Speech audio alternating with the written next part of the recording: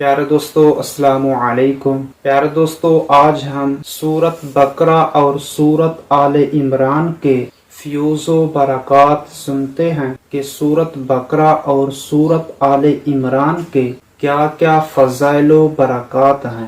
پیارے دوستو، حدیث پاک میں ہے کہ جس گھر میں سورت بقرہ پڑھی جاتی ہے وہاں سے شیطان بھاگ جاتا ہے۔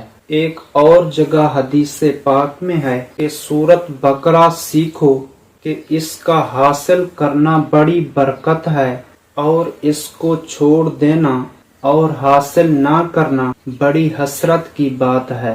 باطل پرست یعنی جادوگر اس کی تاب نہیں لا سکتے۔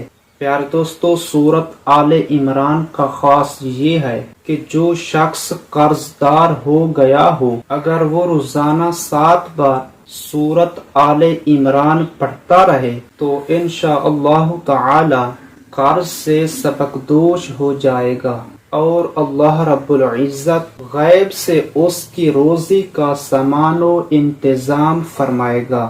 پیارے دوستو، یہ سورت بقرہ اور سورت آل عمران کے خاص ہیں۔ اللہ پاک سے دعا ہے کہ ہمیں سورت بقرہ اور سورت آل عمران کے برکات نصیب فرمائے اور قرآن مجید کی زیادہ سے زیادہ تلاوت کرنے کی توفیق عطا فرمائے۔